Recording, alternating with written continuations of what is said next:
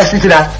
Kula ngajak-ngajaki ora gelem ketemu marang para ulama kabeh ing lak Mintara nganti aku kangen. Nek mau aku utus Haji Jafar Shiddiq nimbali marang kowe. Wong Islamu bingungake bareng. Bingungake. Heeh. Malah kowe ngakoni. Nek kowe ngakoni Allah. Ki sok masuk iki kepiye? Jafar si Sesidan. Wong Islam ngono sing ngaku Allah kuwi ateges kuwi madhakake lawan Allah kuwi musyrik. Rama Sunan Bonang. Piye? Ingkang kula pikajengaken mboten ngaten. Lanjut kepiye?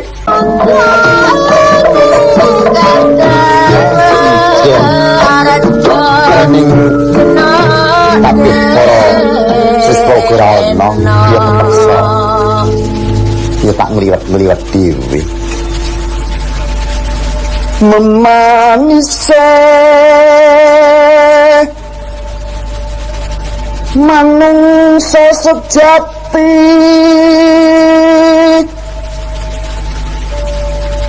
sesantine mring laku utama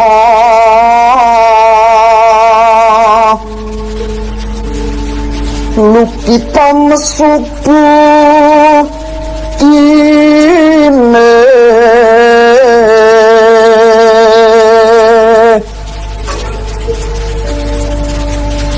merwi hawalan nafsu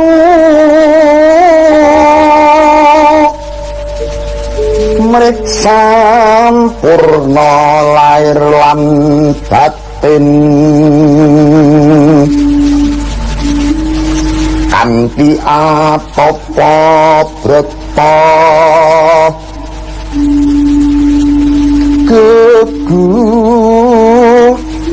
lan rahayu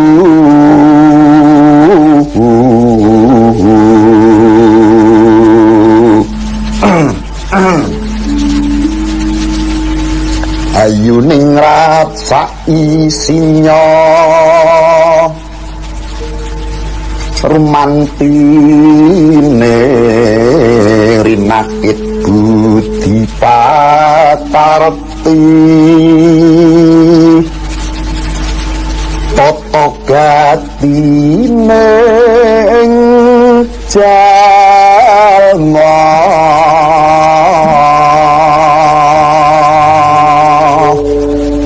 lho sopo kae oh monggo ki sana monggo pangapunten dinamit menika rampok ibu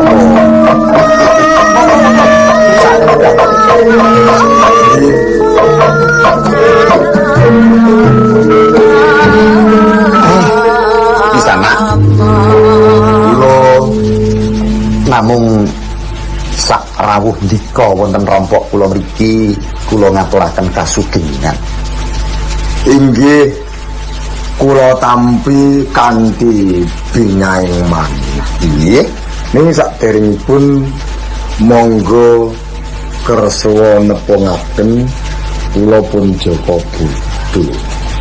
Bodho nggih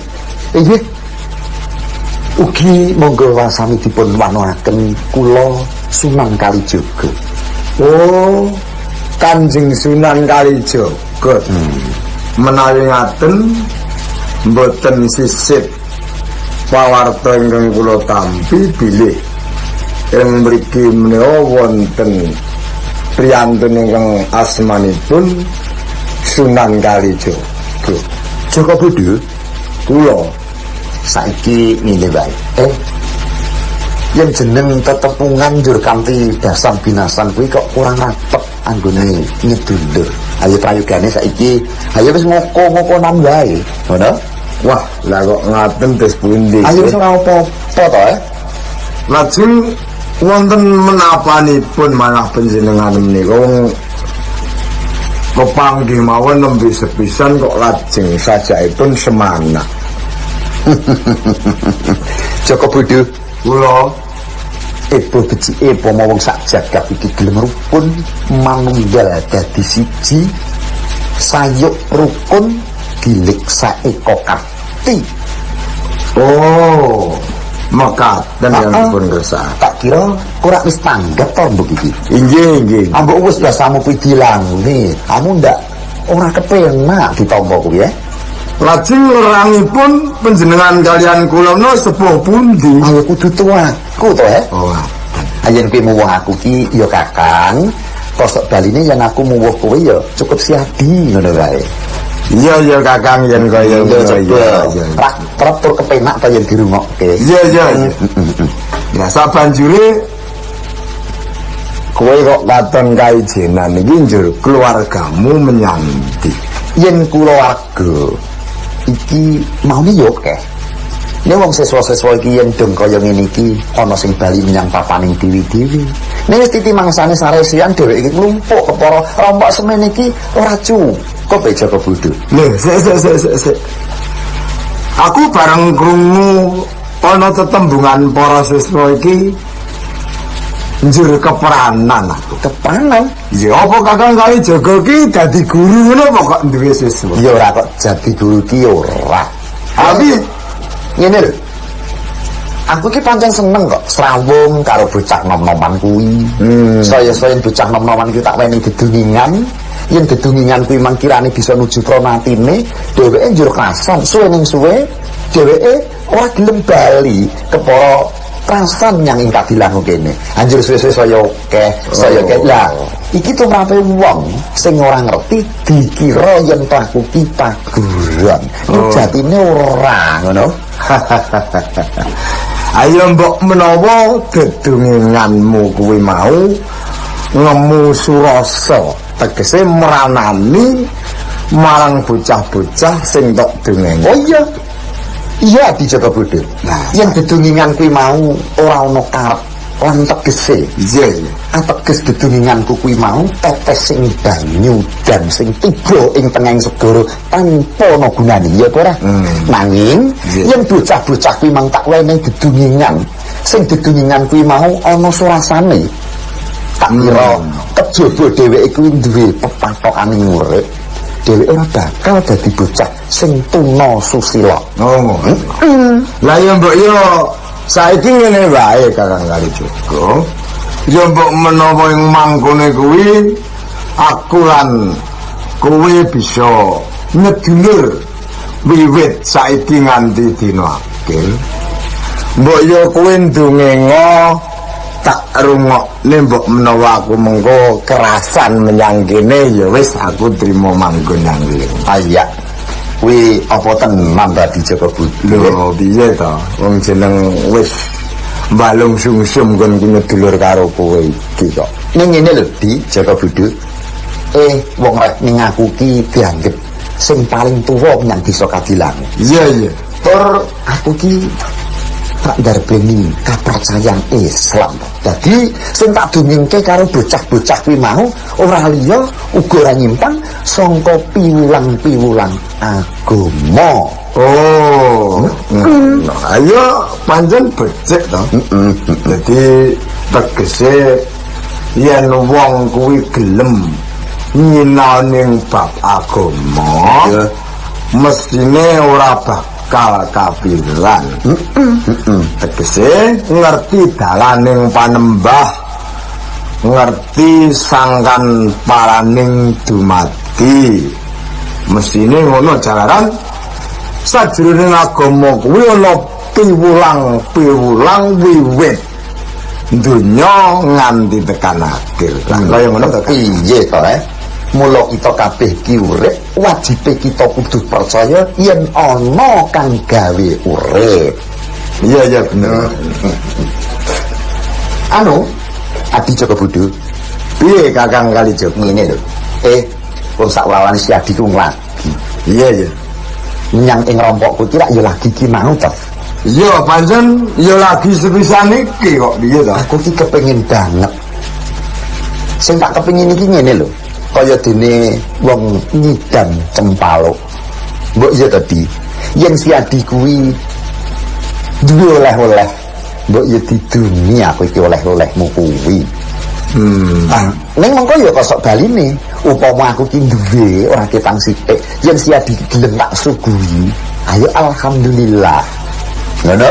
Mas, lah kok oleh-oleh iki oleh-oleh apa ta Kang? Ya sapa ngerti ta wong sangka lumadoh. Aku kuwi trima wong saka Patisan. Oleh awakmu ngono si wis jeneng wali utawa Sunan Kalijaga. Awit mengkene lho. Iya, Yen Siadi kuwi Jaka Budu. Lairku percaya. Ning batinku kuwi rada ora pati percaya. lho lah kok ora percaya? Kepiye nganggo dasar apa kowe? Tembung Jaka Budu kuwi adakane mung jenenge wong Jawa. Nah iya, Nanging yen aku nyawang marang sariraning Siadi kuwi ora mantra-mantra kaya dening wong Jawa, ning yen perlu Siadi kena diarani wong saka Mancapraja. titikane apa kok? Ya begini ora. Detek piadetmu wae gedhe dhuwur. Nuwun sewu. Grananing Siadi kuwi wae ora padha karo bangsa Jawa. Siadi ya kowe nek ngalem lho tenan. Mula aku njaluk kanthi banget. Siadi ora usah nyoba-nyoba nutupi sekabehing tahanan. Ebo yen Siadi ki gelem bloko suta. Coba sapa to Siadi uga ngendi papan dununging Siadi ing maune. Kakang Kalijaga, ya pancen kowe wong waskita pancen. Ya. Upama aku ora jujur, ya iso diarani nyangga dedosan. Pancen sejatine nggonku nganggo jeneng Jaka Budu. Sik men wong-wong padha ora ngerteni yen aku kuwi wong monco. Pancen sejatine aku wong monco, ora tenan ta. Aku wong saka Maghribi. Maghribi. Ya, Anjur asmaning Siadi ki sapa? aku Abu Usman bin Khalid. Abu Usman bin Khalid. Ya. Alhamdulillah yen Siadi wis bloko suta.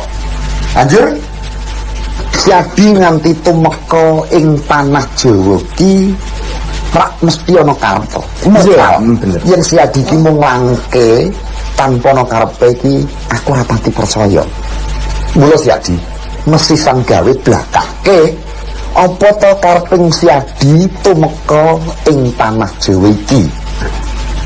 Kakang Kalijaga, sejatine aku saka Maghribi tekan ing tanah Jawa kuwi ya mung nindakake dakwah. Dadi ya ana ngemban wajib. Melonjer aku ki isih batin-batin nalika kowe ngandhakake kowe mulang agama Islam kuwi mau. Sik. Coba aku tak nyelo rembug sapta. Iya kena. Yen Siadi ngarep ora ketang sak primah kok ngandhakake yen dakwah. Mongko tembung dakwah ki mungguhe wong Islam sing kewajibane nyebar kaweruh agama Islam.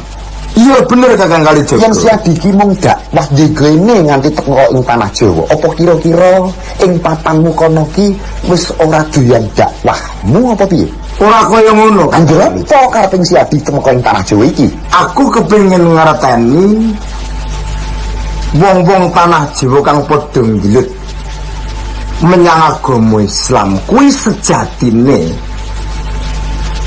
bener-bener nganggo pernatan agama sak mestine apa disimpangake. Ngono sing tak Iya Ki. Yen sejeneng agama Islam kuwi antaraning tanah Jawa lan ing negara Arab kono ki padha. Oh iya. Iya. Padha. Siadi mesti uga ngakoni yen to wong Islam ngono nyembah marang Gusti Allah. Uga wong Islam percaya yen panjenengane Kanjeng Nabi Muhammad sallallahu alaihi wasallam iku dadi rasulullah Allah. Iya. Ini ya bener kok dadak nyoba-nyoba nonton ing tanah Jawa. Apa si Adiki kepengin ngerti suasana ing tanah Jawa. Kene wis akeh wong-wong sing padha percaya marang agama Islam. Wong-wong sing padha percaya wujuding agama Islam sing mulya lan suci kuwi mau. Kejaba aku kepengin ngerti jembar ciute tanah Jawa.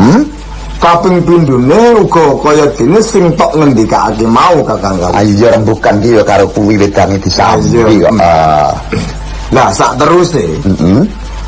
Aku njaluk palilah. Ya. Ya sanajan aku urung ngerti sapa sing di panguwasa ing tanah Jawa iki aku urung ngerti. Nanging aku palilah ana. Aku kepengin dakwah ing tanah Jawa ngono ndak arep. Temene kang kagungan panguwasa ing bumi Nusantara iki hamung panjenengane Yang Prabu Brawijaya ing Majapahit.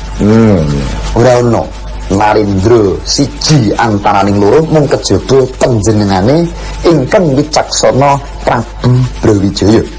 Oh, ngono. Lah sabanjure yen pancen kaya ngono ya tak borongake kelawan kowe. Ya. Kakang Kalijaga, Adi apa? Ngarep mau kowe nyenggol-nyenggol bab agama. Agama ki apa to? Cocokan lho iki, cocokan. Aku ora nyenggol-nyenggol kawruh liyan, mung aku kepengin cocokan kowe kelawan aku. Ya. Di sing mestine pitakon kuwi mau yen tak rasake jroning atiku. Kaya-kaya guyu jroning batin. Nek wong jeneng takon yen ora tak wangsuli teges aku ngino marang pitakonan liyan. Iya. Di agama mono kabudayaning batin kanggo nyukupi kabutuhaning lahir. Iki sangka penemene Iya.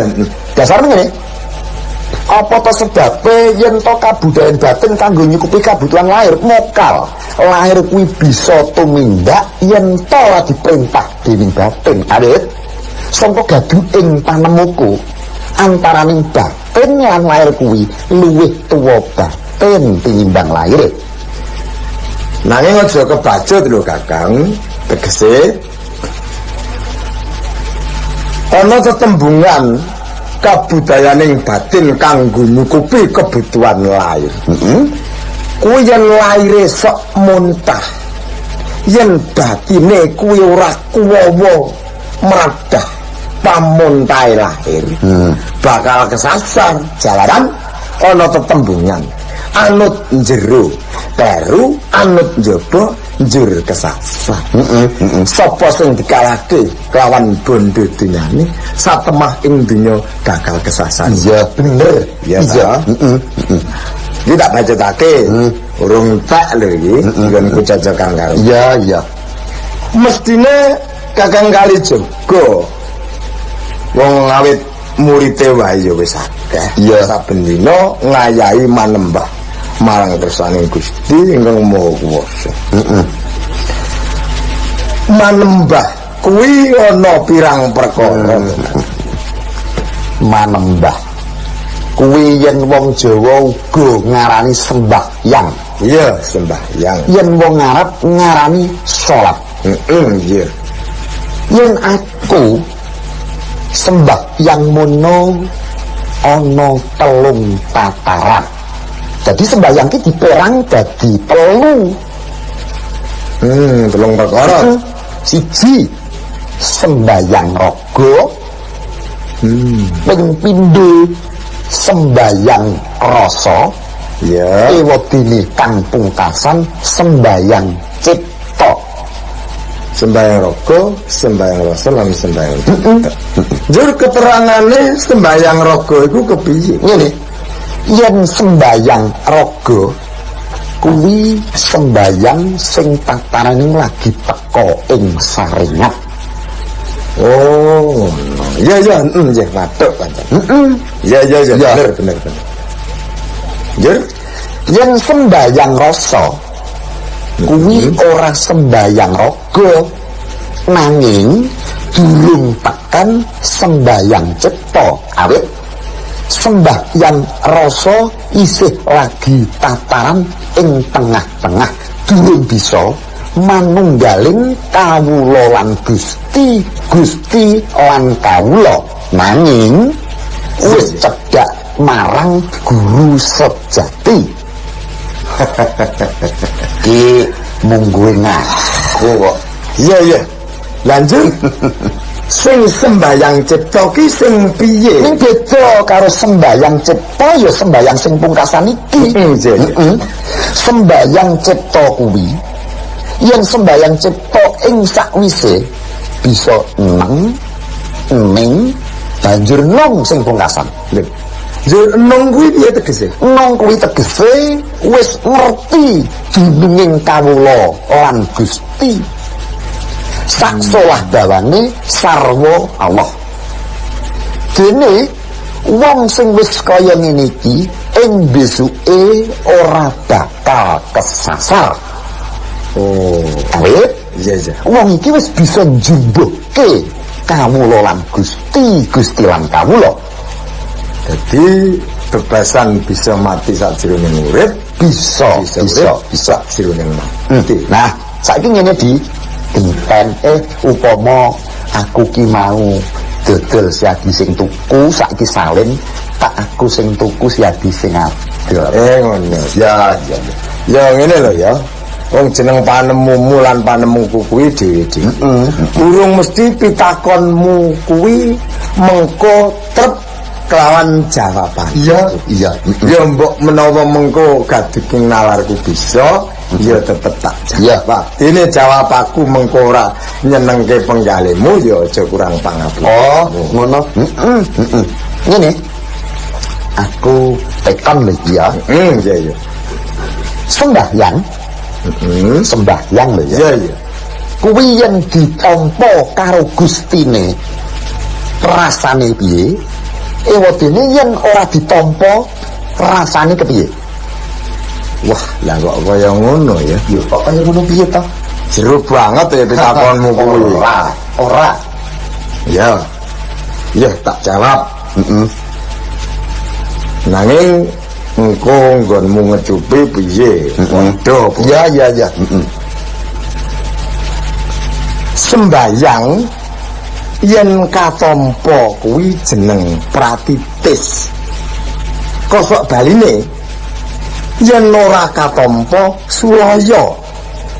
Tegese pratitis, bener jero terus ing njaba. Sik lanjur kuwi tegese kepiye? Tegese upama kang ngayahi sembahyang mau ditampa utawa pratitis nampa warsitaning Gusti Kang Maha Kuwasa yen dicocokake ing tata lair cepet ora geseh. Mula njur ing kene mau ana tetembungan bener jero terus ing njaba. Ora ngira. Upamane aku menyang Maghribi kepengin ngerti Kakang Kalijaga menyang tanah Jawa. Iya. Nanging nggonku merwi utawa nggonku kepengin weruh mung cukup dak ingeti saka ing Maghribi. Kuwi wis weruh nyang omah. Ning bareng tak parani nyang omah tenan. Lah kuwi jeneng ketampa utawa pratitis. Bener jero terus sing njaba. Ya. Kosok baline yen ora ketampa mau ya tegese kuwi luput salah kliwat. Iya. Anjir sabanjure bebasan nyandak luput nggayuh tuna. Upamane nampa dawuh ning entek-entekane ora padha kelawan dawuh sing diparinga Sulaya. Nah, mestine Kakang Kalijaga ya sanajan kabeh para manungsa kuwi diparingi rasa lan pangrasa, nanging rasaku dudu rasamu. Mula njur sadurunge mau aku kandha nggonku ngecupi batangamu iki mau to pitakonmu, yen ora cocok ya aja kurang pangapuramu. Lah piye saiki? Jumbui marang rasaku. Tenan saiki sing angka loro. Pitakonku ya ora kok angel, gampang banget. Di Joko Budu pangumbaing badan wadak kuwi kena disuceni nganggo banyu sing resik. Ning kosok baline, iya, pangumbaing budi kang regep kuwi disuceni nganggo apa? Oh.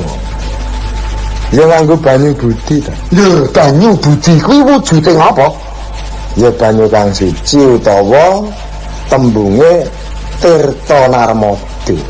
Papane ana ing cethik.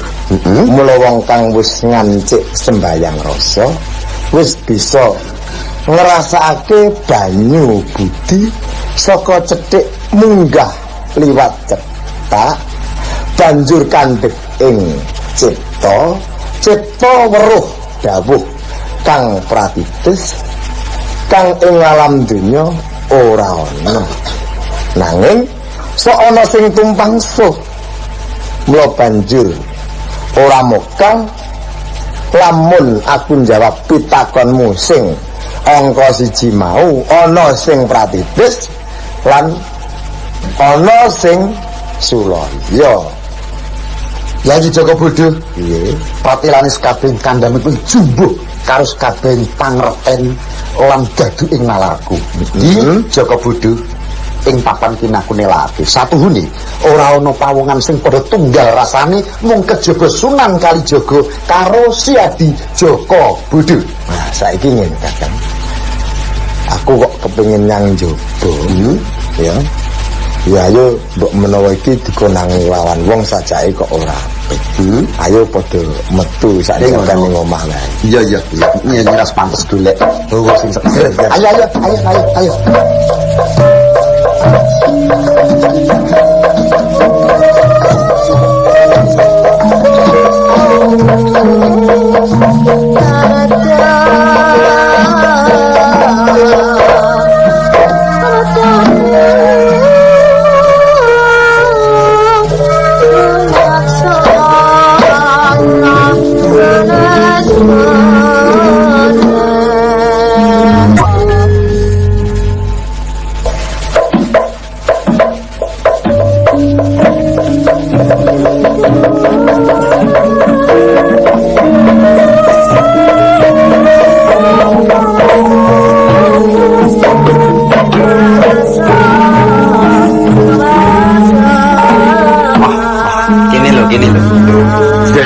ning ngisor wit nyampung kene lho. Ning kok seger, angine sumribit. Aneh-aneh. Tuwa ning pegunungan ki ya kaya ngene iki. Iya. Ning kok ngane-aneh lho, Kak. Sing jeneng aneh-aneh iki piye? Jeneng aku ngerti kowe iki wong jen kok tanduramu kok sarwa nyenengake. Iki ora aku dhewe sing kangelan. Iki klebu kabeh para murid-murid kuwi. Ning murid-murid kuwi anggone padha sempet nyambut gawe mergo sangka panjurungku. Oh, awit dheweke rumangsani sing dipangan kuwi ya asil bumi ing Kadilangu, sing diombe ya sumber bumi ing Kadilangu, uga dheweke rumangsani besok yen wis pitimangsane dheweke sowan ing pangayunaning Gusti uga dipetak ing bumi Kadilangu. Mula sak bisa-bisa dheweke ngatonke darmaning karo Ibu Pratiwi. Ya sak ora-orane Kakang Kalijaga sing dadi guru yang nggone mulang mesti itu. Lho kira kudu dadi ya? Iya pancen ya. Arep ngene. Yen to bocah nom-nom saiki ki padha nglumuh.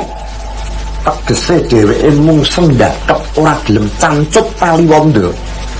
mongko para pini sepuh sing padha dadi pangrasaning praja kuwi wis loyo, wis ora kecondhah nembah praja. Yen to sing nom ki mung cukup padha sendakep, negara iki besok arep dadi apa? Coba iya maju lan munduring negara kuwi ora ditemtokke bangsa liya, ning sing mentokke ya bangsa kuwi mau. Nggih. Masa baline kan. Ana bocah nom-nom padha nakal. Kuwi Kakang Kalijaga kudu ngerti yen sing salah sing tuwa. Lho, ya ngono Pak. kok kowe bisa ngarani yen sing salah sing tuwa? Lah jeneng kliwat utawa kurang nggone mulang wuruk mula njur bocah nom-nom iki sak kaya ngono kuwi. Kuwi ora bener, Di. Tapi Ngene. Jeneng wong tuwa kuwi yen mulang marang anak. iya. Tuladane ora ketang wong tuane iki brandal, kampak, kecu. Ning dheweke iki ngudang anak ora kelakon yen anak iki besok dikudang supaya dadi brandal, supaya dadi kampak. Ora apa? Ya ora. Kuwi pangudange wong tuwa. Ya ora ketang dheweke iki seneng maling, ngampak ngecu ning ngudang anak besok dadi wong sing pinter migunani bangsa lan negarane. Ning apa sebabe? Ana nom-noman sing kebak pasinaon, sing kebak marang tata susila sing mestine. Ning kok loro anggone ngetrapi. Iki ora kok piwulang ning guru, ora piwulange wong tuwa. Mergo kiwa temen anggone sesraungan karo bocah-bocah sing kurang pasinaon, kuwi bisa nggawa kahanan alam pikirane bocah kuwi mau. Kakang Kalijaga, entuk menjawab kok kaya bocah cilik iki piye? Lha kok kaya bocah cilik piye?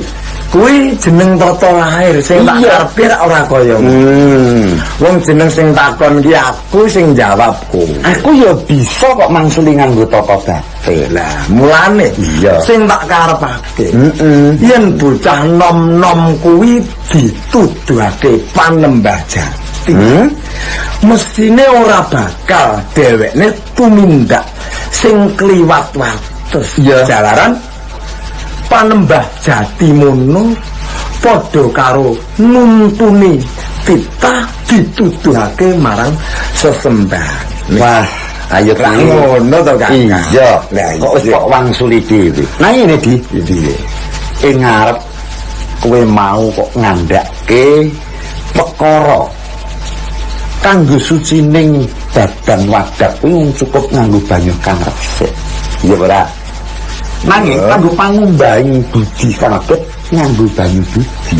Misal among kono kowe mau ngandhakake yen banyu budi ku mau go kena disebut tirta. Malah iya bener. Nanging kok ngene yen terus bisa njumbuhi kahanan ki mang ya kene kok ana sing sulaya. Ana sing pas. Ha iki apa semoga? Oh, ngono. Sing mesti ngono. Wis resik mergo wis disuceni nganggo banyu kang suci. Dewa semono kok isih sok sulaya. Ana sing pantes. Nah, iki jeneng Kakang Kalijaga iki ora cocokan ning nyoba-nyoba iki. Kok nyoba-nyoba kepiye? Ha iki nek cocokan ora kaya ngene iki to, Kakang. Kepiye? Ya, ambak-ambak ngono ya. Aku tetep jawab menawa Kakang Kalijaga kuwi madak-madak. Kakang Kalijaga. Iya. Sanajan budi ing ngaran regeting jagat wis diwasuh nganggo banyu kang suci. Ewa semono sok sulaya jalaran dibegal kuwi. Anjir sing begal ki gek sapa? Nah iki mestine sok ngono kae lho Kang. Ora ngerti sangkan paraning begalan. Yen pancen pangumbaing kuwi kurang resik. Tuladane piye? Tuladane dhewekne wis saben dina ngayahi wajib sembahyang, wis nganti tekan sembahyang rasa ning wong mau mergo ora ngerti sangkan paraning begalan mlonjur sok Sulaya. Lah saiki sing begal ana tetembungan gampanging wong ngomong kamurkan kanepson lan kabirahe. Yen kasucen mono wis trep ing arep mau tak kandhake ya banyu budi utawa banyu suci. Mula Kakang tenggene aku ngandhakake kamurkan kuwi rupane abang, papane ana ing tutuk. Kanepson kuwi rupane ireng, papane ana ing talingan. Kabirahen kuwi papaning ana ing mripat warnaning kuning. Sanajan dhewekne wis ngancik tataran tarekat utawa hakikat utawa sembayang rasa, nanging yen dhewekne urung bisa mbingkas kamurkan kanepson lan kabirahen, satemah bakal nampa begalan. Mula kang kuwi saben manungsa isih ngumbar gedining hawa pepinginan, kuwi besok yen bali ning alam akhir mesti urunge kelas rak kaya ngono to. Piye coba? Padha apa ora? Nah, yen mengkono kabeh-kabeh ku mau jumbuh karo panemuku. Lanjur saiki ngene Dedi. Apa kabeh-kabeh barang kang kumrembah ing jagat iki ana sing panjurung sing jeneng rasa. Iya. Aku ora kok jeneng tekan lho iki. Janjane rasa ki apa? Aku kok ora pati gaman iki. Ya sok kalau mangsane wong muni rasa. Ning aku ki ora pati gaman. Mbok menawa si adiki weruh, coba aku njaluk. Rasa ki apa to jan? Oh, ini dia jenenge ora cocokan jeneng Sunan Kalijaga kok takon rasa iki. Apa ya pensunan ki njur ponos kabeh kahanan tak yo ora. Kakang Kalijaga, salah gini aku ngancik ing bumi Jawa nganti tekan ing Kadilangu. Kuwi saben-saben aku ki krungu wong ngomong-ngomong.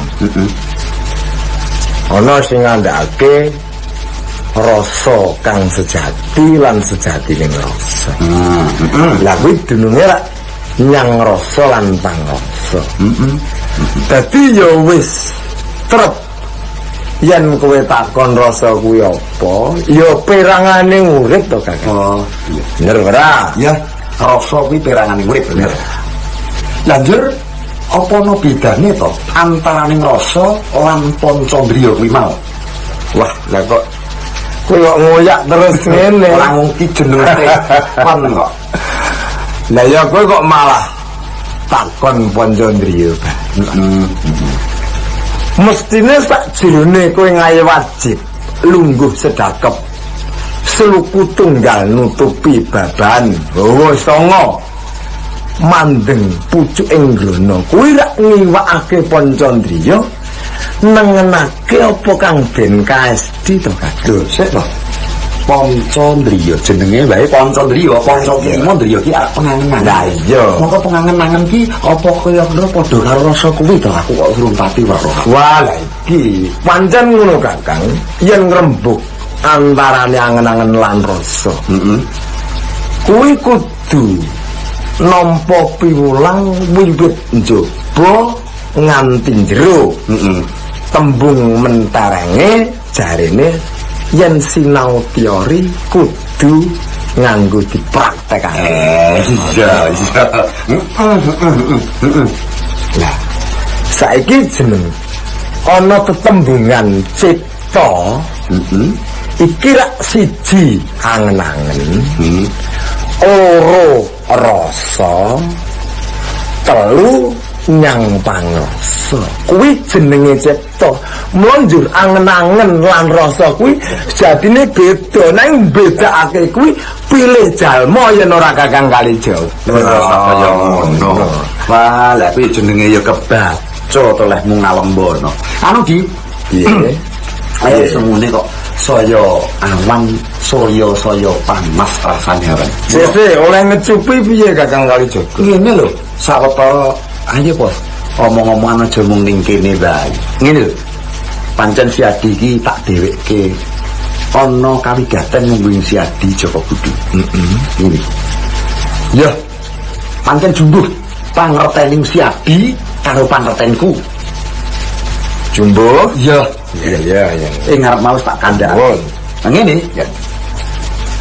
Aku kuwi nate keprungu yen to para diwaning ulama kuwi bakal nganake patemonan agung. Bawa rasa ngono apa? Mbok menawa wae kaya ngono. Nyang ndi kuwi? Papane kuwi ning tengahing segara. Loh.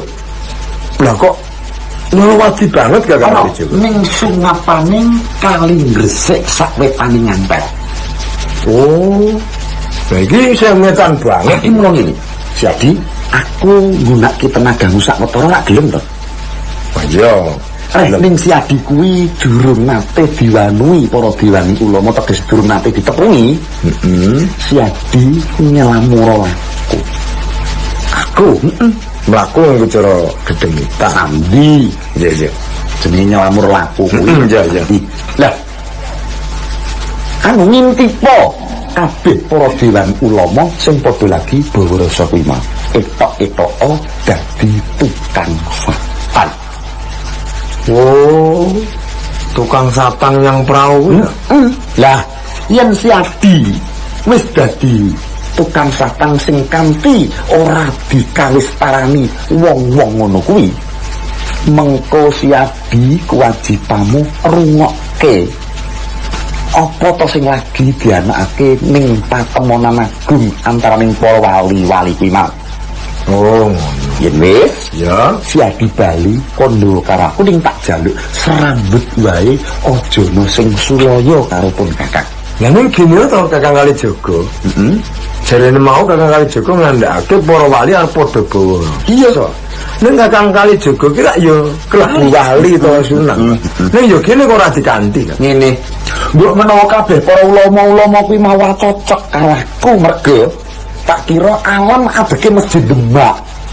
Iki para ulama, para wali, para santri iki padha sengkut anggoning padha golek uba rampene kanggo ngadeke masjid kuwi mau. Nanging aku dianggep wali sing kesan. Pancen nyatane wektu kuwi aku lagi liwat. Dadi nang tanah Jawa kuwi wis ana masjid. Ayo wis ana masjid agung. Iya. Lah banjur kabeh para wali kuwi mae mojoke aku supaya njangkepi goleke sapa. Banjur ning ndi olehku golek kepeksa tatal kuwi mang tak tumpuk njur sangka panguwasaning Gusti. Lho, sing delalah saka kuwi mau sing sangka tatal kok ya pupuh nganti seprene. Ngono lho. Lah, mbok menawa kanthi dalan kuwi di Joko Bodo, para wali kuwi mang rumangsa tak wadonke mbah kepiye. Sithik aku ki rada-rada disisihke saka sesrawungan. Mula tinimbang mengko aku kumpul dirasa sing ora-ora. Wis prayoga aku ya sakwetara tak ora ngumpul ngono wae. Dasar ora untuk uleman ya. Ya wis yen ngono. Aku tak mangkat kapan kira-kira ya? Ora susah nunggu sesuk saiki uga mangkat to. Awit mbok menawa mengko jam 12 bengi iki diwiwiti. Lho, mengko bengi iki ya. Ya ngono. Ayo ngono aku mangkat saiki ya. Puja-pujiku sing bakal ngetutke sak lakumu si Adi Joko Bodo. Insyaallah oleh gawe ora ono beda apa-apa. Tak suwunke marang panguwasaning Allah.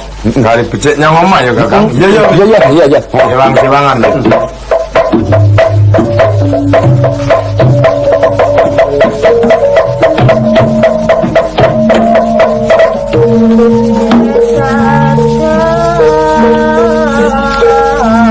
Ya iya tak aja.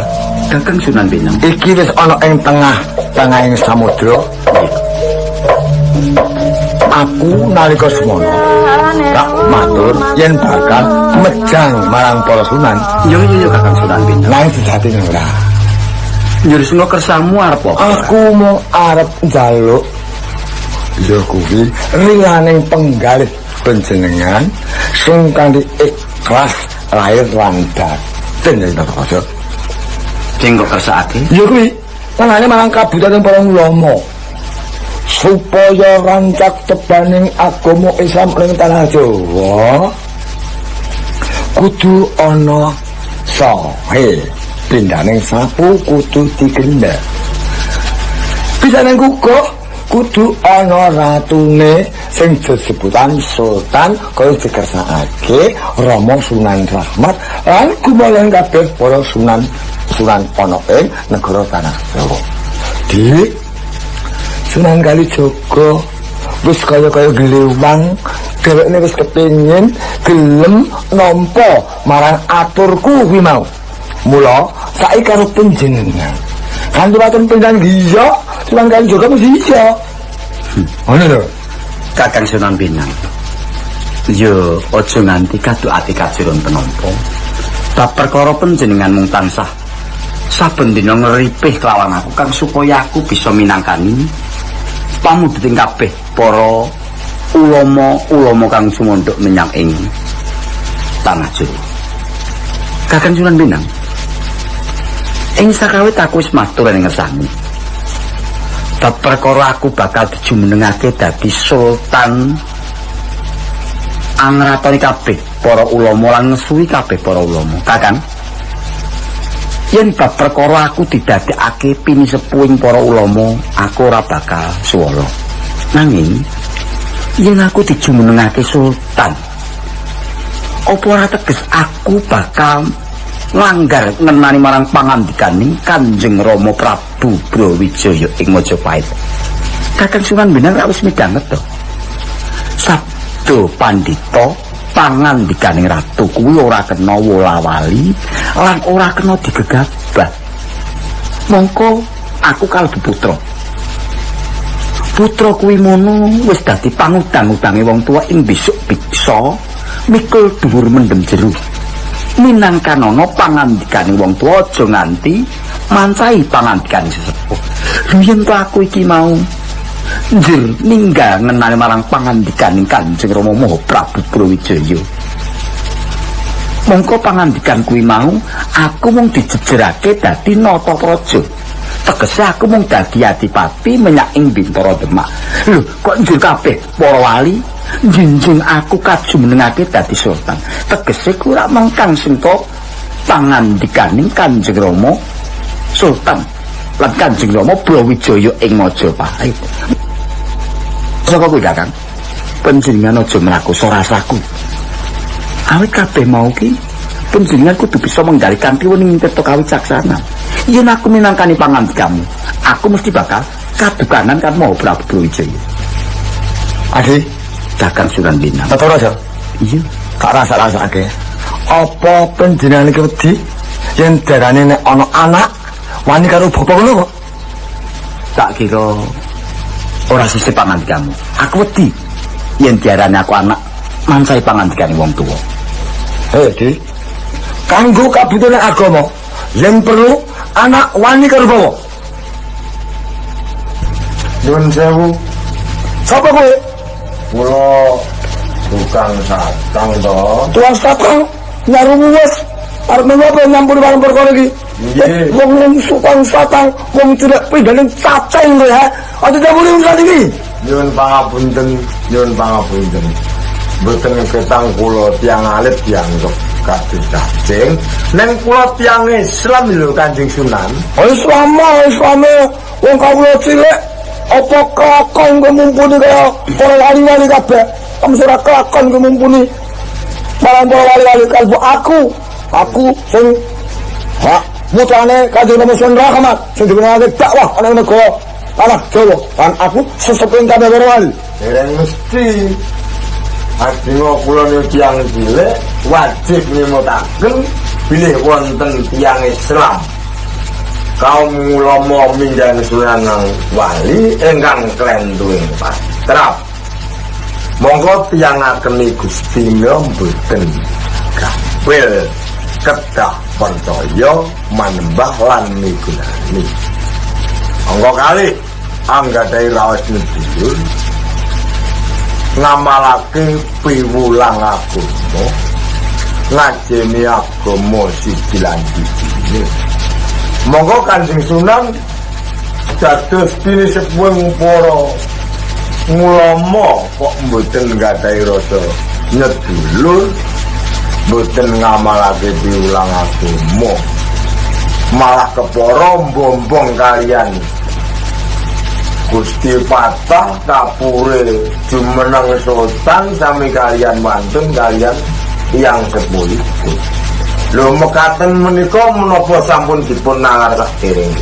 Tukang satang, aja ngoceh. Rasulullah wae nalika merangi para Quraisy iki ateges dheweke ngawa pangorbanan marang kahanan apa wae.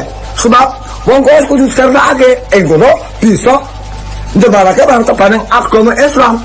Padha wae karo ing tanah Jawa, yen nata waca ya Yayi Patah gelem amrangi marang wong-wong ing Buddha, wong-wong ing Majapahit iki padha wae Rasulullah merangi para Quraisy. Mangke rumiyin sanajan kula tiyang alit ngertos lembarane sejarah menika. Mboten kok Kanjeng Rasul merangi kalian tiyang Quraisy, nanging tiyang Quraisy ingkang merangi Kanjeng Nabi Rasul. Lah, cobi mestanipun Kanjeng Sunan ngertos utawi pirang. Wonten tiyang nama Umar bin Khattab. Piyambakipun tegel dhateng putranipun piyambak ngantos katelah singa padang pasir. Awit piyambakipun keperanan dhateng gegebenganipun Kanjeng Nabi Rasul ngantos piyambakipun kersa rukun-rukun ngabdi dhateng ngersanipun Kanjeng Nabi Rasul.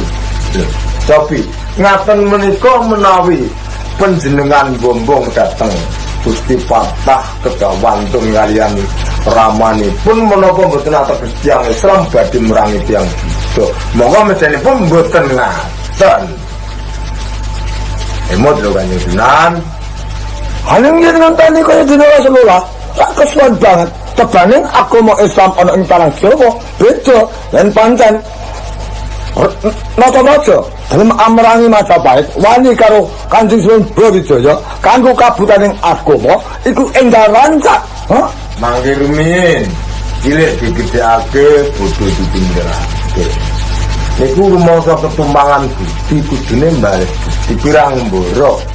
Mbales budi mawon boten kok malah ajeng bisa. Tapi Kanjeng Sunan Rahmat ngejawa diparingi bumi wonten ngampel. Nggih. Lajeng para wali ngedekaken Masjid Agung.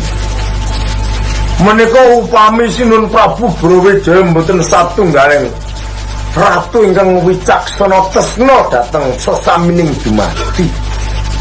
Dados menapa para wali lan Sunan mandhapen para ulama. Sinun Prabu Brawijaya ratu ingkang wicaksana wibawa upami gulung tiyang Islam bebasan namung sak rubungan ya. Ewa semanten sugih pangapunten kedah ngertos panjenengan. Ora hartakon. Nek kowe sajake kekembanganmu nyolowati Bang. Apa ke tandulane krek sandi upaya saka negara Majapahit? Bakal anjli diki marang para kaum Islam kabeh. Ngono apa? Kowe jane Brawijaya. Betul. Sapa kowe? Kula Abu Usman bin Khalid saking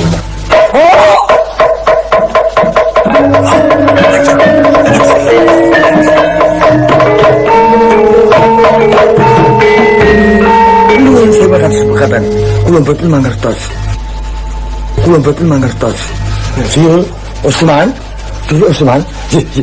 Sakno kula badhe batalaken dhateng wedangan kula dhateng Natapraja. Keparipun dhateng mriki badhe ngersakaken napa panjenengan? inggih kami anglampahi dakwah. Oh, tumedak wonten ing Tanah Jawi. Nggih, monggo panjenengan kuwaturi tumedak wonten ing Tanah Jawi. Nanging panjenengan menang dakwah ing Tanah Jawi kagem tebaning agama Islam, panjenengan kula wenengaken wonten ing papan sing lemahe kuwi abang utawa kuning. Kanthi mekaten, panjenengan jejuluka Syekh Sahnuhul Syekh Siti Jenar.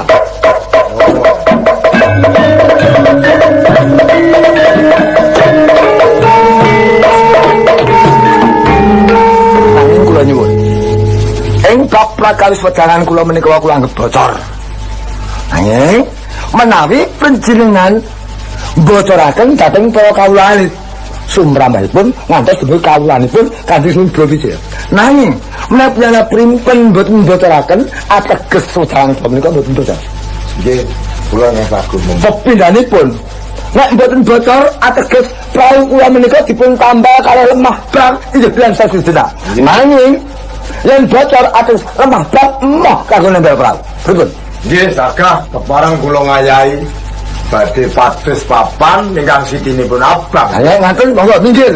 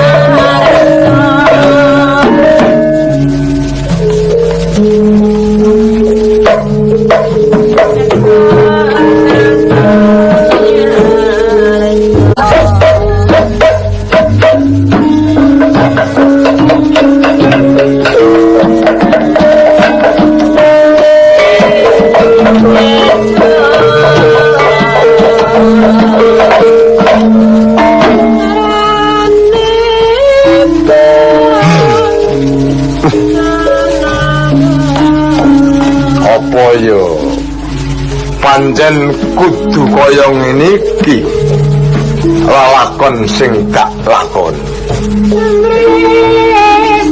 wiwit saka kono kae mau nganti tekan kene kok lemahe isih putih betul lemah kok kaya ngene iki putih kulon kono kae yo putih kae pan putih saya sing lor cedak segoro kae coba aku tak ngidul tak mlaku ngidul kono kae mbok menawa ketemu lemah abang ya Bu.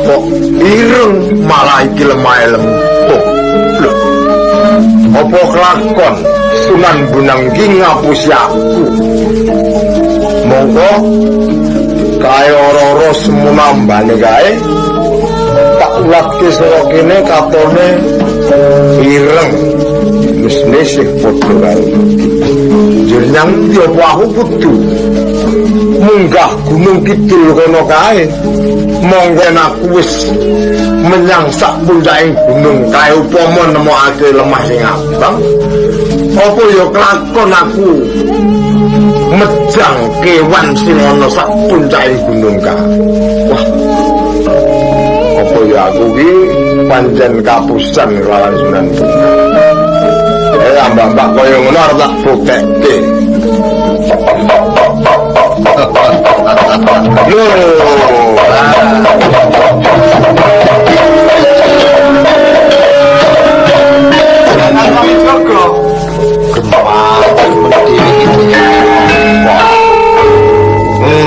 ya pancen ngudari gagasan njero ora ana kancane sing dijak embat-embatan mula njur kaya wong piye ya lek ngarani omong-omong dhewe kok ngudari gagasan ki apa sih di rumangsa karibetan ing nalar ngono apa kepiye pancen ngono lanjut nalare kepiye ngene nalika Kakang Kalijaga njaluk tulung kelawan aku supaya ndingkik apa to karepe para wali lan Sunan nggone padha bangsa pan oleh kunungga Siadi ki mau ya enggal-enggal aku ki dan oleh kabar anjur piye hasile wiwitane ngene kelakon iya kelakon aku ki ya wis abot kaya ngopo tak lakoni aku birang-birang dina iki nglakoni dadi tukang perahu. Kandamu jare bengi kae urung sida. Lho, aku ki nganti 5 dina nyambut gawe ngayahi dadi tukang perahu. Anjur sidane kapan kuwi? Ya wis kelakon wiwit kuwi kondo kae 5 dina aku lagi ketemu para wali sing padha numpak prauku bawa rasa ning tengahing samudra. Dadi wis kelakon. Nah, pancen ngono. Ya iki aja nganti suket godhong padha kuwi. Ya mung kowe wae ya. Pancen ngono. Saka kersane Sunan Bonang kuwi mbombong kelawan patah supaya jumeneng sultan. Nanging mergo nalika semono kuwi dak elingake njur Sunan Bonang dhewe nyabarake. Ngono. Lah nalika semono Sunan Bonang kondo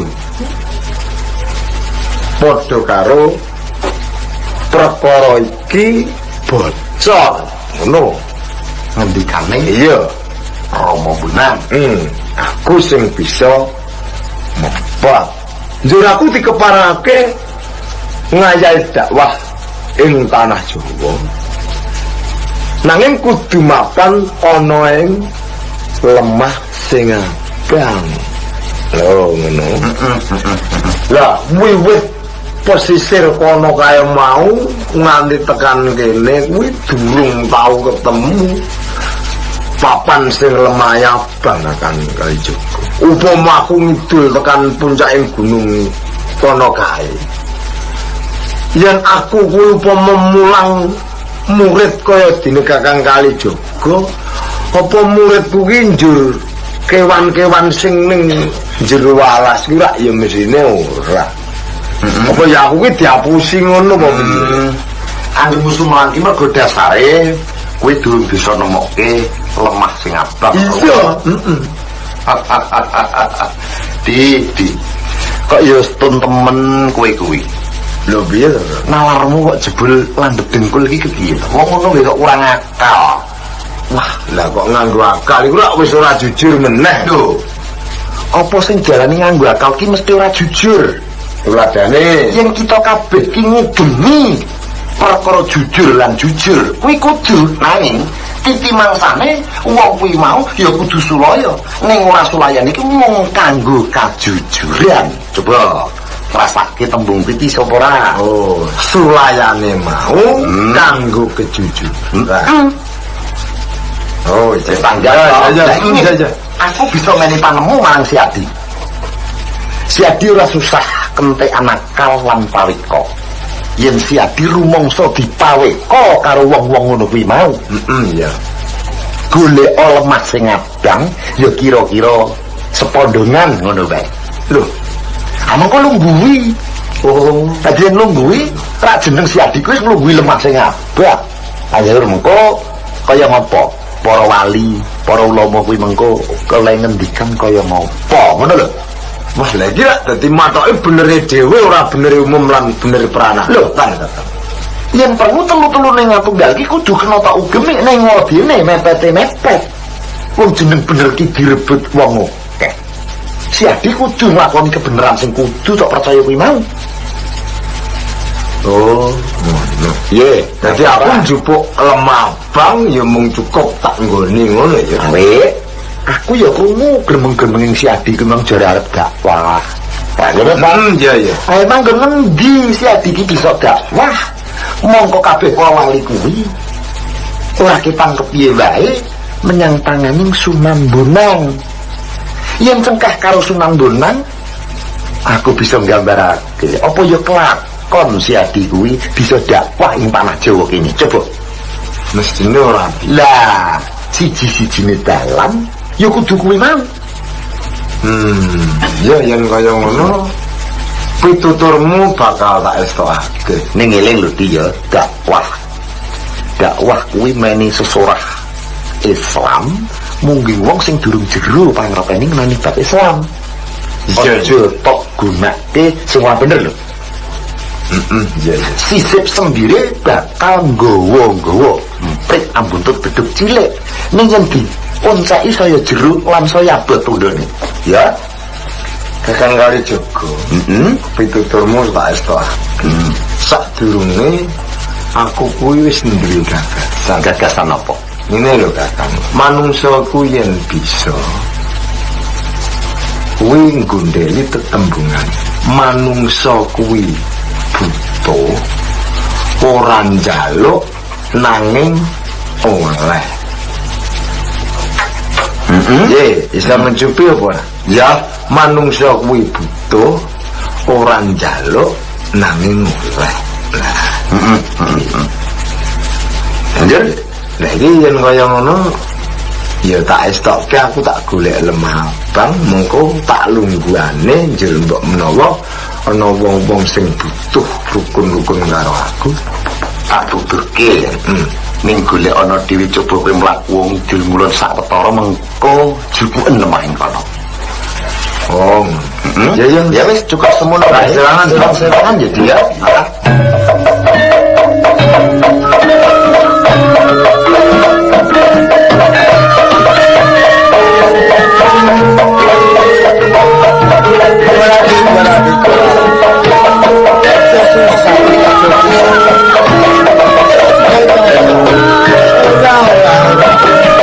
yang sepi banget ing antaraning pasaran Majapahit aku nemtokake yen to aku isih kersa jumlah ratu Majapahit isih akeh sentana sing dadi cagak kekuatane negara Majapahit aja susah berarti ha menawi kados mekaten sinuwun namung kula nderek kersa panjenengan sinuwun ono kowe nek ngalaku lho mantep ya kok antepin batin bakal mahanani Karahayun kesenggian saduwun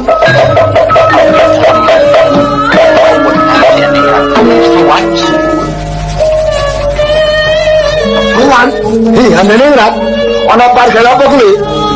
bagi Charles Prabu apakah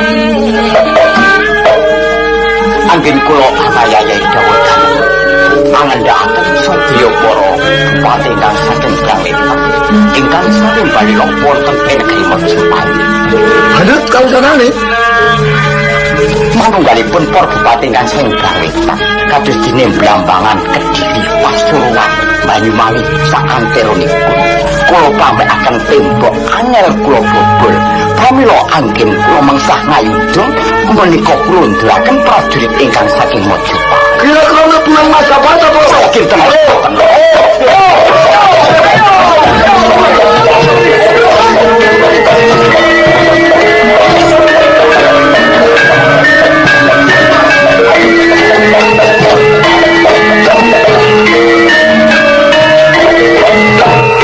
Kakang Sabda Balon Lekinggo Sang Prabu para putra-putra kabeh lan kudu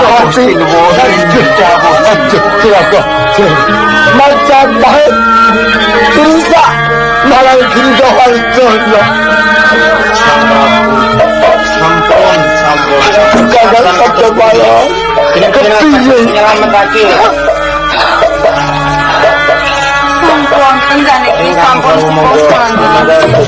Kakang Sabda Balon aku saiki ora sing hatu sebab aku wis dindek karo Girijo Wardono tak tahu marang karo aku marang sapa sing terus karo aku kena ndelake aku tilar projo ini ora setia wedi ngeles ora sadar Nggih. Kakang Sabda Balon Nyali Bro Wijaya. Kabeh wis dadi lelakon. Kabeh wis dadi lelakon. Kaya ngapa wae wis mestine yen pancen sampean wis kaya dening suwo utawa kaya dening wis sepi kaya ora pitulungan Nggih, Kakang. Awit kula tansah ngewakaken dhateng pitutur panjenengan. mereka kan sabtu palun semenang dikatakan sabtu itu pangandika palun kuwi tataan para dene kudu ditataan parantene kula pilantu turi lan kowe motake kula mboten gelem kula arep palilah marang wong-wong ulama Islam lebakake agamane ana ing tanah Jawa iya arep iki menika sak menika kawula kula sedaya ing andhasipun Girindo Wardana surat saandhaipun sami blundak kemahan kegatan kesehatan panjenengan Jauh sini. aku sudah tanduran diri nalika semana sanes pisan kang tak tandur ana ing Terung lha kuwi bupati Pecaton Lagi pun. kuwi lunga ing Terung andhake negara Majapahit pecah sebab saka Islam Nodi senti kodo. Kodo ngomong apa sih?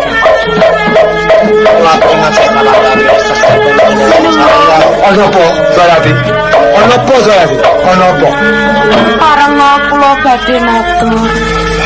matur apa Sumangga kula malas dateng panjenengan jalaran panjenengan niki sampun sepuh saya.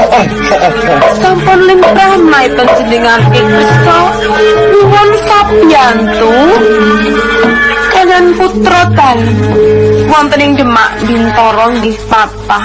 Supados sabiyantu dateng panjenengan. berarti coba ambal mas piye kan atur kuwi Sumangga nyuwun sabiyantu putra dalem wonten ing Demak Bintoro inggih Papa sini.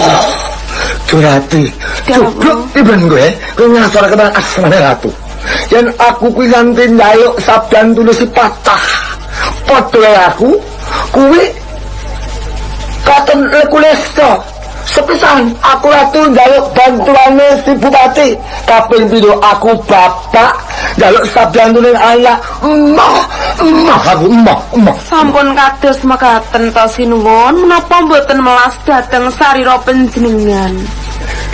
Durati Dawuh. nek pancen patah ngerti rusak ing bojo ing Majapahit Sawana wong-wong Islam sing wis tak wene kawicaksanan nglarakake agamane Islam yen dak wis ngerti mesti ora sak jaluki dek mbiyantu kan aku mula panjalukmu aku rasa nurut ma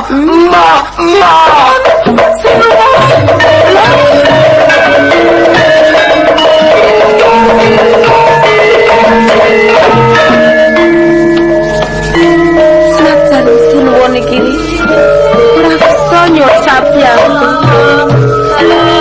karo putraku Papa ing Demak. Angin aku nyeman rusak ing kraton Majapahit. Aku kepeksa teko ning Demak nyuwun sabiyantu marang anakku Patah. Nggih Patah pun ibu kang teko nggih.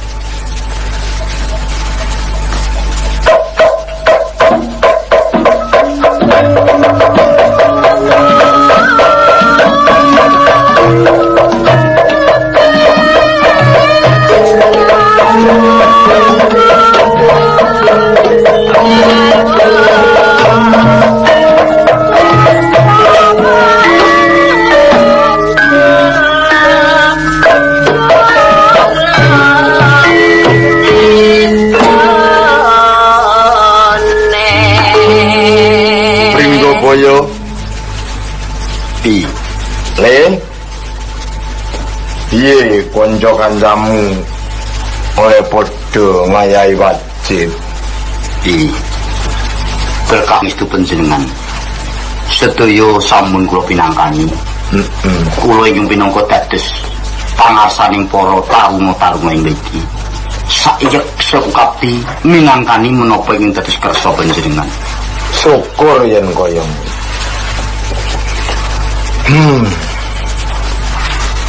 aku yang padha ngrasake bocah-bocah iki kepiye kok malah nyang pasar angger ana wong dijak gelut jarine kepengin urip ya sanajan kaya ngono lak kudune adoh kelawan wewengkon Demak. Lah kuwi yen konangan kelawan wong Demak ngono njur kepiye masih saya ngerasa panjenengan kados pundi ya sing tak karep iki kowe aja nganti kaya ngono tegese kuwi mbuka wadining jagat. Pringgo boyo kula iki sajake kok arep ana tamu. Ngene ya.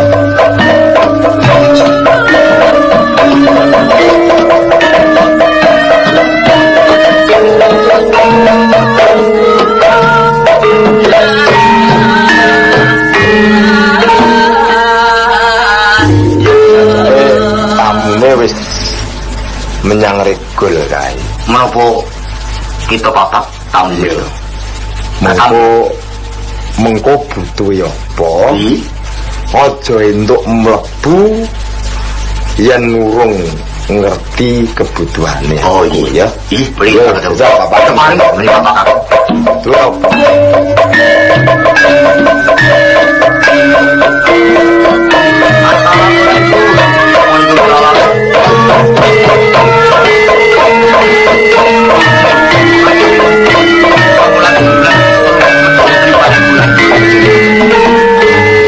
Saderengipun panjenengan badhe lumebet wonten ing paregolan kula badhe pitungkas kaliyan panjenengan. Nggih.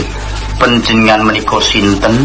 Pundi dalemipun lan gadhahi kersa menapa angalahi wonten ing papan mriki? Paunan.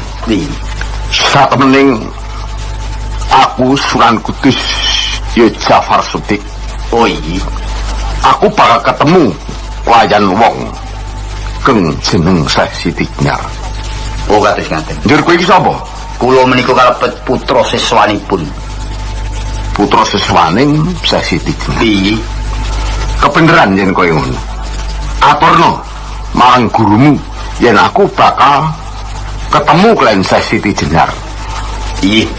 Sampun ngantos panjenengan lumebet wonten ing salebeting pidaleman menawi kula dereng sowan mriki malih. Dadi aku kudu nunggu ning regol kene. Iya ketanung ning papan tunggu sawetara.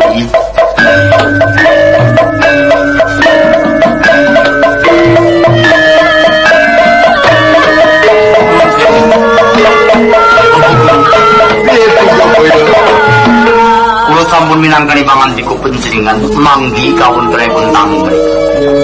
Jestunipun tamu menika Kanjeng Sunan Jafar Sutik ing saking Pandi Kudus. Oh, menawi miturut saking pangandikanipun badhe kepengin pepanggihan kalian panjenengan. Menapa sampunipun keparengaken menapa awit panjenenganipun kula kenging nengko wonten sanjawining paregolan menawi ana kula dereng sowan mriku piyambakipun dereng wonten luput wonten sabeting patipuan mriki. ngono. Niki Pringgoboyo, kowe baliyo matura kelawan Sunan Kudus. niki Tembunge ngene. Siti Jenar ora ana sing ana Allah. Ya? Ya wis kana bali. bareng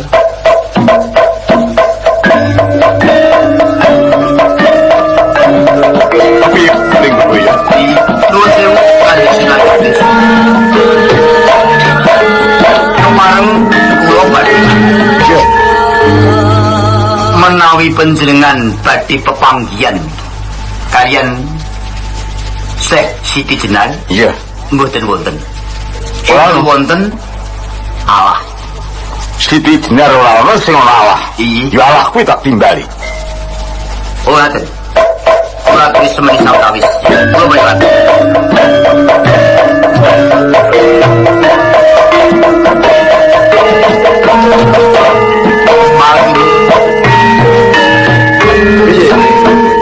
Kula sampun matur wonten ngersanipun Kanjeng Sunan Kudus. Nggonmu matur kepriye? Kula matur menawi Syekh Siti Jenar boten wonten ingkang wonten Allah. Lajeng saking pangandikanipun ya kuwi sing bakal tak temoni. Aku kepengin ketemu kalian Allah. Iya iya. Saiki ngene Pringgoboyo. Iya. Kowe baliyo nemoni Sunan Kudus meneh. Iya, lajeng kula matur kados pundi? Matura nganggo tetembungan ngene. Allah ora ana sing ana ingsun. Ya. Oh iya, Ya, kita dawuh.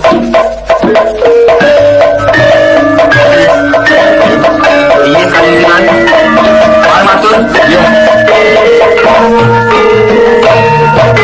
Menawi estunipun Allah mboten wonten nanging ingkang wonten ingsun. Yo ingsun sing tak timbali. Oh iya, paling kula atur matur nuwun kemriki.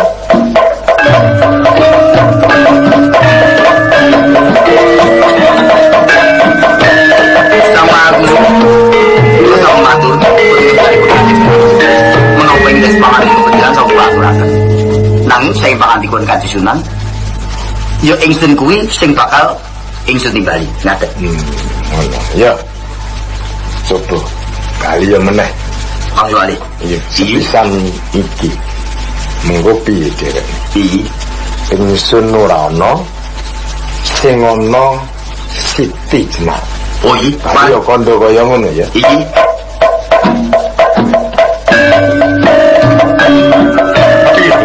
Nuwun sewu, Kanjeng Sunan Kudus. Menawi estunipun ingsun boten wonten. Ingsun wonten. Iya, ingkang wonten Syekh Siti Jenar. Pringgo priya? Bondo.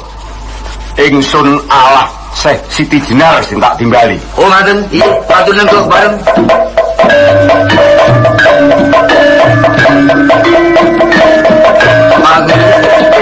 Nyuwun. Kula sampun minangkani tangan kewenjengan pitunggas saking Kanjeng Sunan Kudus inggih ingsun Allah Syekh Siti Jenar menika ingkang badhe dipun panggi. Oh. Iya iya. Coba tak temenane. Iya. Monggo. No, kene masuk kantor. Oh iya saya sampe jauh kemarin pemiring.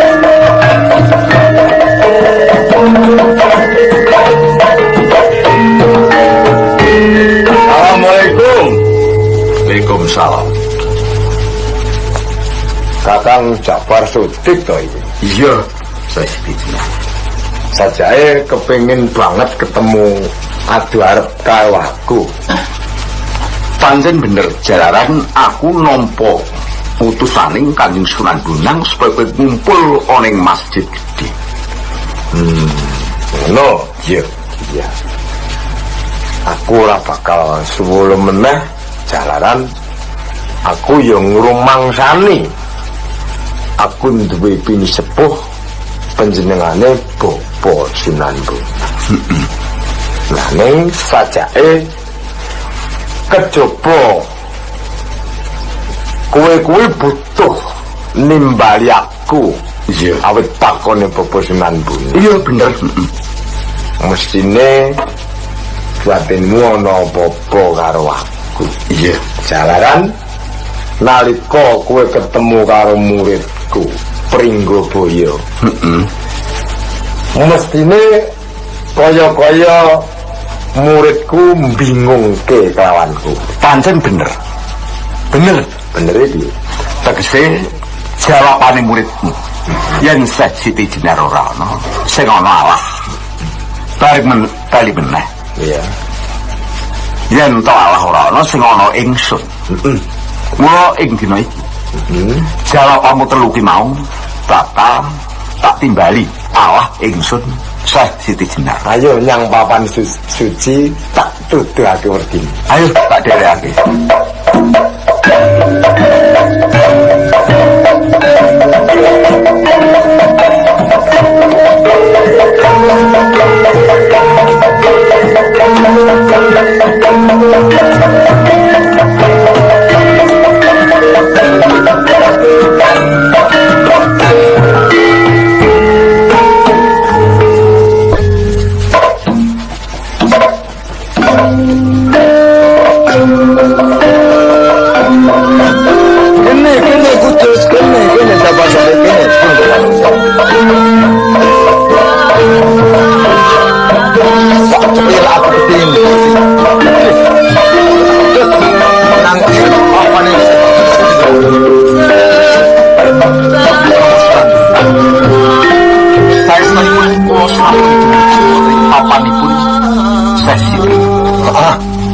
kemawon Rama Sunan.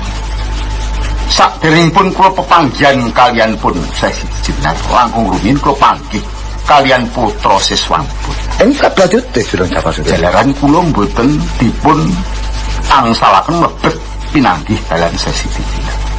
Terus wangsulanipun putra siswanipun menawi Siti Jenar mboten wonten ingkang wonten Allah. Allah sing ngono. Sabanjure kujut kepiye? Kula cariyos ingkang kula betahaken Siti Jenar utawi Allah. Lanjut. Sapunipun mekaten putra siswanipun wangsul malih. Menawi Allah mboten wonten ingkang wonten ingsun. Edan. Jut kepiye kowe? Kowe kepiye? Kowe jut kepiye? Kowe lajeng cariyos dhateng putra siswanipun. Siti Jenar Allah ingsun sing diniki tak timbali.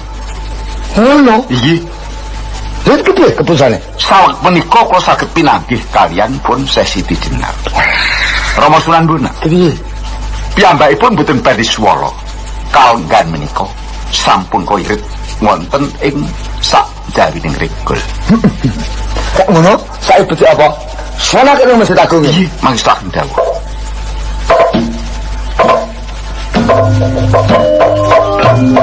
Kene.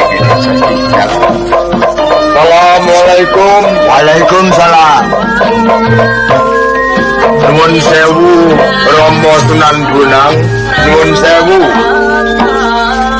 Ya. Rantas apa? Ini. Sesi Jenar. Kula ngajak-ngajaki ora gelem ketemu marang para ulama kabeh ing lak mintara nganti aku kangen. Nek mau aku utusan Jafar Sudi nimbali marang kowe.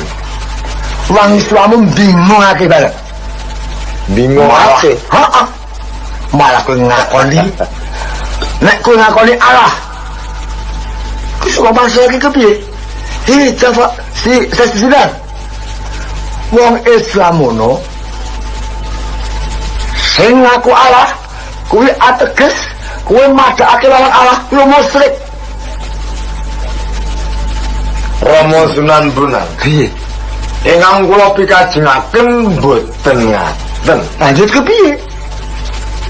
Boten kula menawa ngaku dados Allah menika boten lan tembung kula ingkang dipun tampi Jafar Shodiq Allah ora ana niku mboten ateges kula menawa mboten pitados kalian Gusti ingkang Maha Kuwasa menika mboten namung kula menawa kepengin njumbuhaken kawula lan Gusti utawi ngaturaken jumbuhing kawula lan Gusti. Kanjeng Sunan Bonang, kula kinten panjenengan sanes kula Siti Jenar sanes Makdum Ibro. Ya dudu. Nah, pramila anggen kula matur ing ajeng dipun tampi Jafar Shodiq menika namung ngaturaken bilih anggen kula sinau dhateng seserepan agami Islam sampun saged njumbuhaken manunggaling kawula lan Gusti. Monggo dhisik. Nek kowe wis kandha bisa mangerteni manunggaling kawula lan Gusti. Iya, Kowe bisa kandha apa kowe saweru? lah Rama Sunan Bonang monggo kersa ngraosaken racikaning tembung yang badhe kula aturaken mangke menawi to panjenengan ngersakaken kanthi tetembungan apa kowe wis tau weruh. Monggo. Aku kepengin ngerti pratelanmu yen nyotoke weruh lan kepiye carane anggonmu meluwi. Iya. Rama Sunan Bonang. menawi Usul. iki isip marang aturmu kowe mesti bakal tak kisah sebab kowe ngenani nyenggol marang agama Islam. Aku wong Islam. Rama Sunan Bonang. Nggih. Lair batos kula tresna dhateng sedaya agami lan sedaya kapercayan. Pisan janggep angga kalih. Kula ugi tresna sepadaning tumumuh. Tuwin kula mboten badhe nyenggol-nyenggol dhateng kapercayaning sanes. Namung kula kepengin nedahaken kesagetan kula sak sampunipun kula geguru dhateng panjenengan. Rama Sunan Bonang, sak sampunipun kula sinau manembah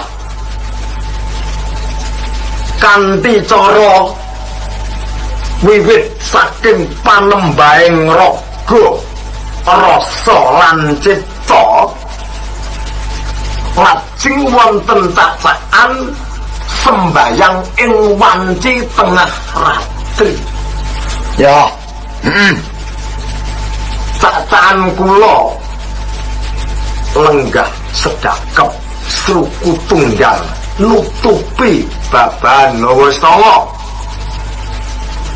mandeng pucuk ing grana ngringkes Poncandriya dados setunggal dumunung wonten ing cipta. Menawi saestu panembah dipun tampi satemah lajeng wonten cahya sumunar ingkang warninipun biru moyo-moyo, padangipun ngebaki jagat inggih jagating manungsa. Raosipun nikmat mupangat jumeneng wonten ing jagating kalsawe. Saicahipun cahya ingkang bebasan sundul ngawiyat lajeng wonten gegambaran ingkang ceples kalian raganipun tiyang ingkang manembah kasebat. Inggih wonten tetembungan sapa kang bisa ngilu tanpa kaca weruh ragane padha karo wus weruh marang alahe. Rama Sunan Bonang, Ya. menika kula sanes panjenengan. Ya. Dados kula wangsuli melih atur kula ngajeng mboten badhe nyenggol-nyenggol dhateng kapercayaning sanes. Namung kula ngaturaken kesagetan kula. Inggih ngaten menika jumbuing kawula lan Gusti Rama Sunan. Nanging Nggih, sisip sing nampa kang durung gaduk kadiwasaning kabisane lan jiwane. Dut kuwi diarani ngaku Allah. Kuwi wong musyrik. Sejenak kula ki mau piwulanging wak makrifat. nggih Angger kuwi kok wulangake marang para kawulamu, para muridmu padha wae kowe mulang keset. Dipun nyambut gawe. Rama Sunan, pancen kula ngajak sasampunipun kula nampi sedaya pawejangan panjenengan.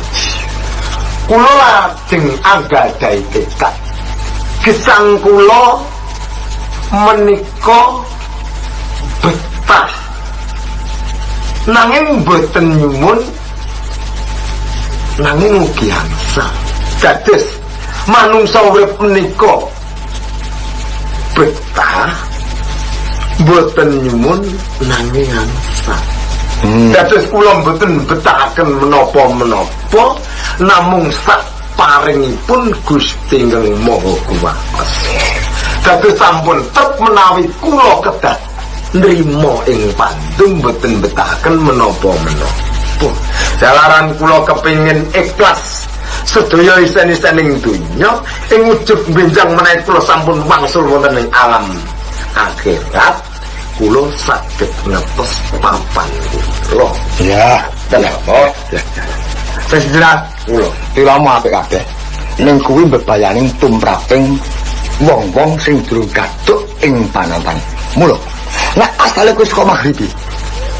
Becike kanggo kabudaning agama Islam. Kowe wong Islam bisa. Kanggo kabudaning Islam supaya rancak tepan antara Jawa gak jaluk riyaning atimu kanthi ikhlas. Airan batin. Kowe bali nyang maghribi, yang papanu.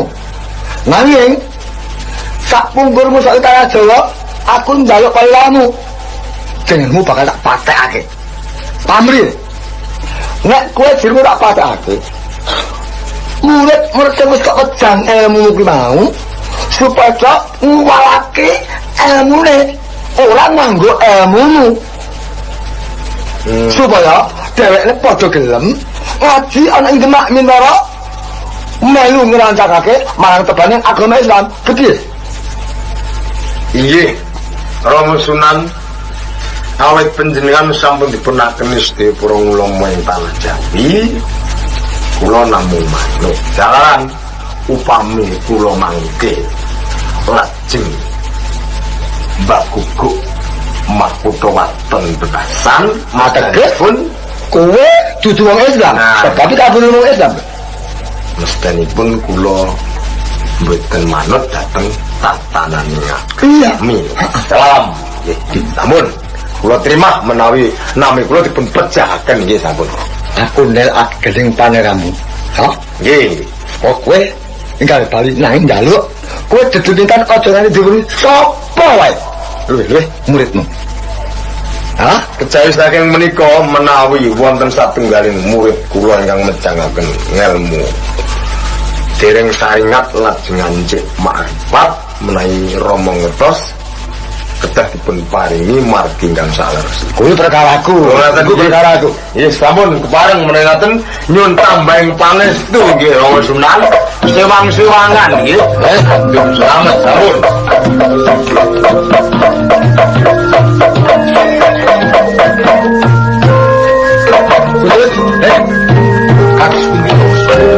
Supaya dipercaya marang murid-murid sajenak iki, ya kudu dianakake kaya mati tenang. Makaten iki Sunan Kudus kowe mengko gawe luwangan.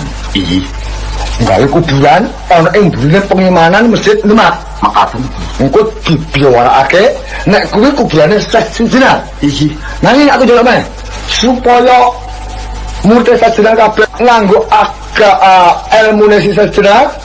iki Das asu cancangan ana ing Kendhasawana. Ha? Oh, diundangake nek kuwi ndase sajenak. oh makaten iki Ngono. iki manestaken dawuh Ya. Ku kabeh disepakake lho ya.